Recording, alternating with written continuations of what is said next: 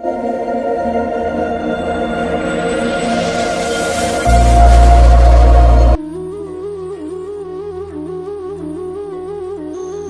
সবাইকে, ব্রজবালক অনলাইন গীতা ক্লাসের পক্ষ থেকে সবাইকে গীতাময় শুভেচ্ছা এবং অভিনন্দন। পূর্বের যে গীতা ক্লাসের ভিডিওগুলো দেওয়া ছিল আমাদের ব্রজবালক অনলাইন চ্যানেলে, তারই পরিপ্রেক্ষিতে আজকে শ্রীমদ্ ভগবদ গীতা 3 নং প্রথম অধ্যায়ের 3 নং শ্লোকটি নিয়ে আসলাম।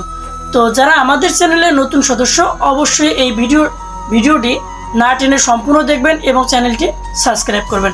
আসুন আমরা দেখে নেই যে শ্রীমদ্ ভগবদ গীতার প্রথম অধ্যায় এর 3 নং যে শ্লোকটি, সেটা মূলত বলছিল অর্জুন বলেছিল। তো অর্জুন কি বলেছিল? পশ্যৈতাং পাণ্ডুপুত্রানাম আচার্য মহতিঞ্চমু বিউডাং দ্রুপদ পুত্রেণ তব শিষ্যেন ধীমতা। এটা আমি বাংলায় বলেছি। আসুন একটু বিশুদ্ধ সংস্কৃত উচ্চারণের চেষ্টা করি।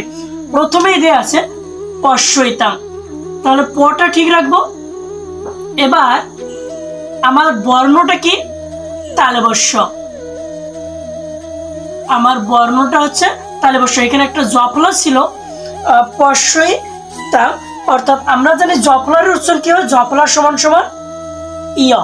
আমরা জানি জফলা সমান সমান ইয়। তাহলে রস্বইতে কি হয়? আবার এটাও হয় অ ই যোগ অ। তাহলে রস্বইতে কোনকার হয়? ঋষিকার। বাকি থাকতেছে কি আমার অন্তস্থ। আমি অন্তস্থটা এখানে ব্যবহার করলাম। তাহলে উচ্চারণ হলো পশ্যিয়। এবার আসি ঐকার।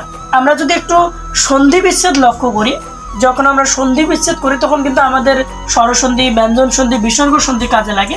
তো ওইখানে আমরা যদি দেখি যে অ যোগ এ মিলে কোনকার হয়? ঐকার। আমরা এই বিষয়টা অবশ্যই পেয়ে যাব যে অ যোগ এ মিলে কোনকার হয়? ঐকার। তাহলে এখানে পশ্যিয়, অর্থাৎ একটা ও আমার এখানে আসতেইছে, তার মানে বাকি কি দেখতেছে? এটা। কারণ অ যোগ ঐকার মিলে হয়, অর্থাৎ অ যোগ এ মিলে ঐকার হয়। তাহলে অ তো আসেই, এদিকে থাকতেছে এ, তারপর তয় আকার। আমরা জানি শব্দের শেষে যদি অনুস্বর থাকে তাহলে অবশ্যই ময় হসন্ত উচ্চারণ করতে হয়। তাহলে পশ্যিয় এতাম। এবার আসি পাণ্ডু পুত্রানাম।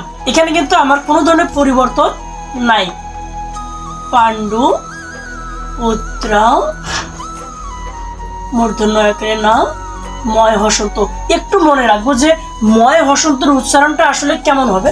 আমরা যদি একটু দেখে নেই, একটা ম সমান সমান আমরা জানি ময় হসন্ত যোগ অ। কারণ আমরা জানি প্রত্যেকটা বর্ণের সঙ্গে অ যুক্ত আছে। ক, খ, গ, ঘ প্রত্যেকটা ব্যঞ্জন বর্ণের সাথে অ যুক্ত আছে। তাহলে এখন যদি আমি গণিতের মতো ময় হসন্তের উচ্চারণ করতে যাই, তার মানে ম বিয়োগ কত? অ।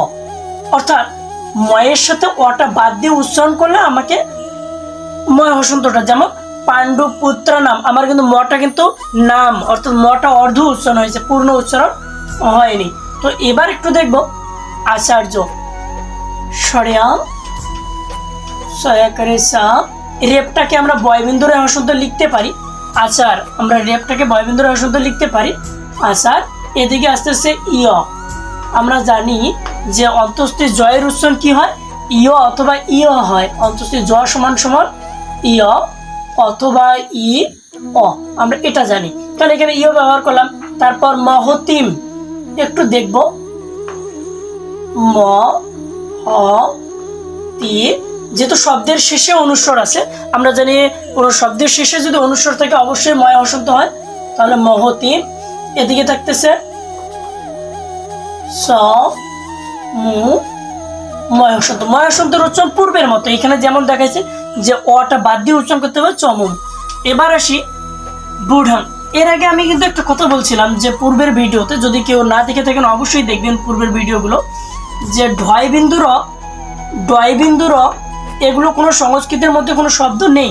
এই ঢয় বিন্দু রকে কি পড়া হয়? ঢ পড়ানো হয়। এবং ঢয় বিন্দু রকে কি পড়ানো হয়? ড পড়ানো হয়। তো এই ক্ষেত্রে আমরা অবশ্যই এখানে ঢয় বিন্দু রকে শুধু ঢ দ্বারা প্রকাশ করবো। যেমন ব। একটু আসি এখানে, আমরা আবারও জানি যে জফলার উচ্চারণ কি হয়? জফলার সমান সমান ইয় অথবা ই অ, আমরা এটা জানি। তাহলে ইয়টাই অধিকাংশ সময় ব্যবহার করব। তাহলে বৈশিকারে বি। অন্তস্থ অন্তস্থ বিয়। এখানে যেহেতু দীর্ঘকার ছিল তাহলে অবশ্যই দীর্ঘকারটা এখানে যুক্ত হবে বিয়। তারপর যেহেতু আমরা ঢয় বিন্দু রয়ের কোনো শব্দ নেই, শুধু ঢ আছে, তাহলে বিউঢ। শব্দের শেষে অনুষ্ঠ আছে, অবশ্যই আমরা ময় হসন্ত উচ্চারণ করব বিউঢাম। তারপর আসি, কখনো এটা দ্রুপদ পুত্রেণ বলবো না, কি বলবো দ্রুপ, কারণ এখানে হসন্ত নাই, তার মানে দটা পূর্ণ রূপে উচ্চারণ করতে হবে। তাহলে দ্রুপদ পুত্রেণ,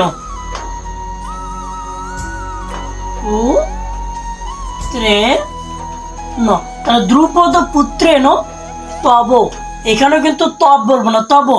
এবার সে শিষ্যেন, তাহলে বর্ষিকারে শি মূর্ধন্য।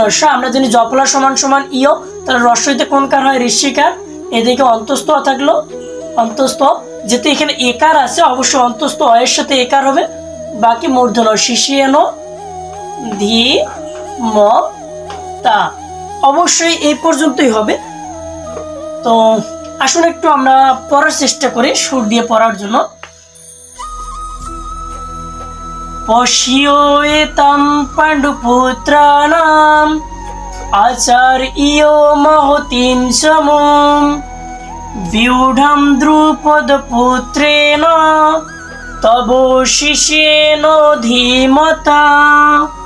অনুবাদ বলছে যে হে আচার্য, পাণ্ডব পুত্রদের মহান সৈন্যদল দর্শন করুন, যা আপনার বুদ্ধিমান শিষ্য দ্রুপদের পুত্র। দ্রুপদের পুত্রের নাম কি ধৃষ্টদ্যুম্ন, তাহলে ধৃষ্টদ্যুম্ন অর্থাৎ কর্তৃক অত্যন্ত দক্ষতার সঙ্গে বহুয়ের আকারে সুসজ্জিত করেছেন। তো ধন্যবাদ সবাইকে এই ভিডিওটি সম্পূর্ণ দেখার জন্য। আবারও বলছি, যারা আমাদের এই চ্যানেলের নতুন সদস্য হয়েছে অবশ্যই আপনারা পরবর্তী ভিডিওগুলো পাওয়ার জন্য চ্যানেলটি সাবস্ক্রাইব করে বেল আইকনে ক্লিক করবেন। ধন্যবাদ সবাইকে, জয় গীতা।